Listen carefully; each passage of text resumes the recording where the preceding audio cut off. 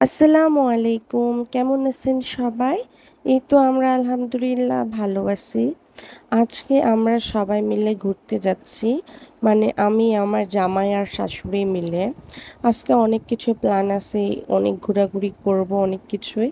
তো আজকে আমি আর আমার শাশুড়ি ম্যাচিং ম্যাচিং করে শাড়ি পরেছি। আর আমার জামাইকে বললাম একটা কালো পাঞ্জাবি পরতে। বাট সে পরবেই না, তো কি করার, আমি আমার শাশুড়ি ম্যাচিং করে শাড়ি পরে নিয়েছি।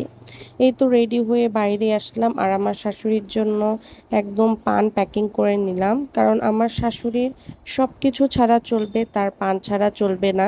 যারা পান খায় তারা তো এইরকমই আর কি। তারপর এই তো আমরা অটো নিয়ে যাব এখন নবীনগর। আজকে আমরা মেনলি ফার্স্টে যাব হইলো স্মৃতিসৌধতে।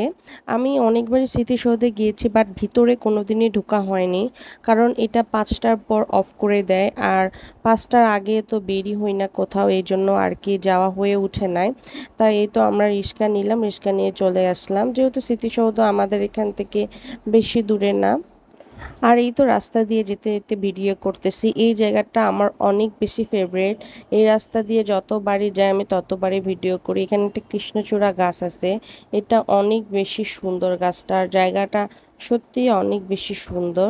এই তো আমরা দেখতে দেখতে চলে এসেছি, আর এই রাস্তা দিয়ে গেলে মনে হয় সৌদি আরব আছি এরকম একটা আমার কাছে ফিল হয়, কারণ সব দিকে শুধু খেজুর গাছ। তারপর এই তো আমরা দেখতে দেখতে চলে আসলাম স্মৃতিসৌধে, আমরা ভিতরে ঢুকে গেলাম। তো ভিতরে ঢুকতে আমার জামাই আমাদেরকে ভিডিও করে দিচ্ছিল। আর আজকের ওয়েদারটা অনেক বেশি ভালো ছিল, বাতাস ছিল, হালকা হালকা রোদ ছিল, খুব ভালো লাগতেছিল আজকে বাইরে বের হয়ে। এই তো এখন আমরা একটু ভিতরে যাব, একটু ছবি টবি তুলবো, একটু ভিডিও করব। আর আসলে আমার খুব ভালো লেগেছে এখানে এসে। আর ছবিগুলো প্রচণ্ড পরিমাণের ভালো আসতেছিল। আজকে যে আমার জামাইয়ের কি হয়েছিল, যা যা বলতেছিলাম সেভাবেই ভিডিও করে দিচ্ছিল। অন্য সময় কখনোই সে ভিডিও ছবি তুলে দিতেই চায় না, বললেই শুধু জেদ দেখায়। এই তো আমরা এখন ভিতরে গেলাম, দেন আমরা এখানে একটা লেক আছে, লেকটা এত সুন্দর লাগতেছিল আর এত পরিমাণে বাতাস হচ্ছিল। ওয়েদারটা দেখলে বুঝতে পারবেন ওয়েদারটা কত বেশি জোশ ছিল।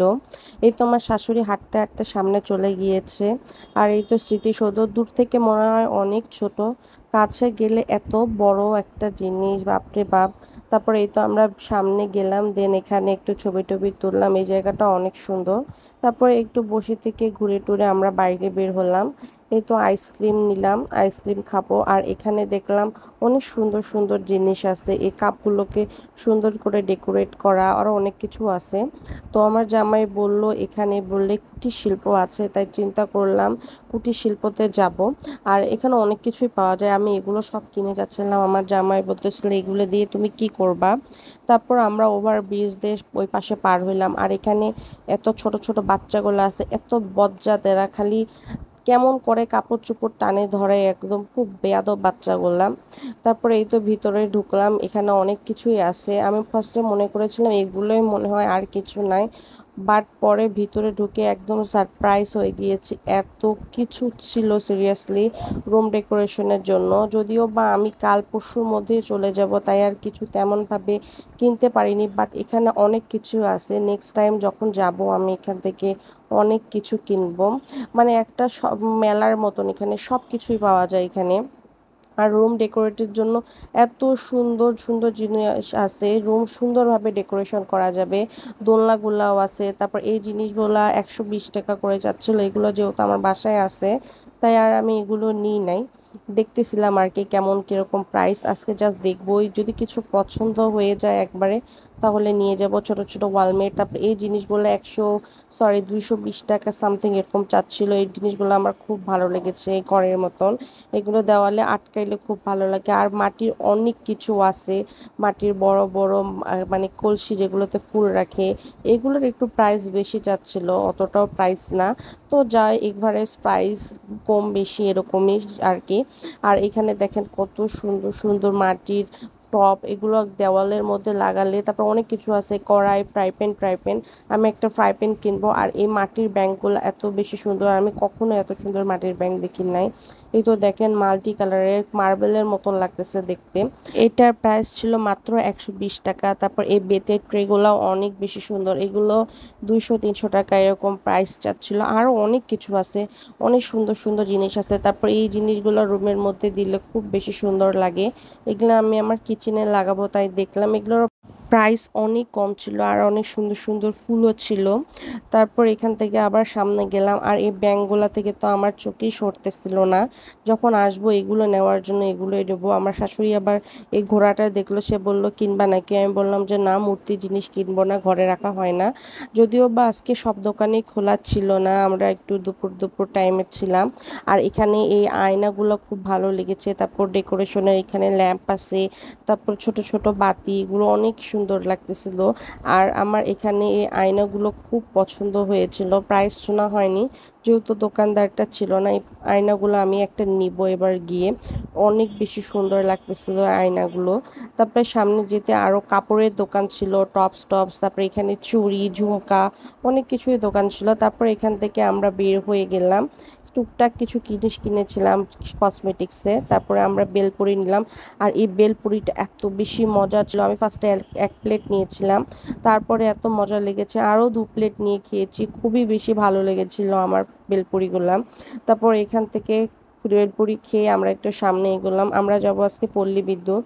আমার শাশুড়ি মেনলি আমাদের কাছে নলি খেতে চেয়েছে, আমার শাশুড়ি নলি এত বেশি পছন্দ, তাই শুধু ওটাই খেতে চাই সব সময়। তারপরে এই আম মাখা নিলাম, আম মাখাগুলো এত মজা ছিল, ঝাল ঝাল, মিষ্টি মিষ্টি, টক টক। আমার শাশুড়ি বলতেছে এত টক খেতে পারে এরা। আর এই দেখেন আকাশটা এত বেশি সুন্দর লাগতেছিল, আমার শুধু ভিডিওই করতে মন চাচ্ছিল, এত সুন্দর লাগতেছিল আকাশটা দেখতে। সিরিয়াসলি এত কেন সুন্দর লাগতেছিল আকাশটা দেখতে। এই তো আমরা রিস্কা নিয়ে চলে যাব এখন পল্লী বিদ্যুতে। রিস্কায় উঠে গিয়েছি আর আমি শুধু রাস্তার ভিডিওই করতেছি। তো পল্লী বিদ্যুতে গিয়ে আমার শাশুড়ি বারবার এখানে আসে, এই রেস্টুরেন্টটাতে সে এসে কি করে যেন চিনতে পেরে গিয়েছে, একা একা ঢুকে গিয়েছে। অন্য সময় কোথাও একা একা যেতে পারে না বা একটু করে, আনইজি ফিল করে। তো এখানে আমরা খাবার অর্ডার করে বসেছিলাম, আর বেলপুরি খাওয়ার জন্য আমার একদম পেট ফুল ছিল। তো আমি বললাম আমি ঠান্ডা কিছু খাবো, তোমরা খাও। তো নলি এত বড় সাইজের দেয় যে একটাই 2জন মানুষ ইজিলি খেতে পারবে, 3জন মানুষ চাইলেও খেতে পারবে, কারণ একটা নলি একজন খাওয়া সম্ভবই না।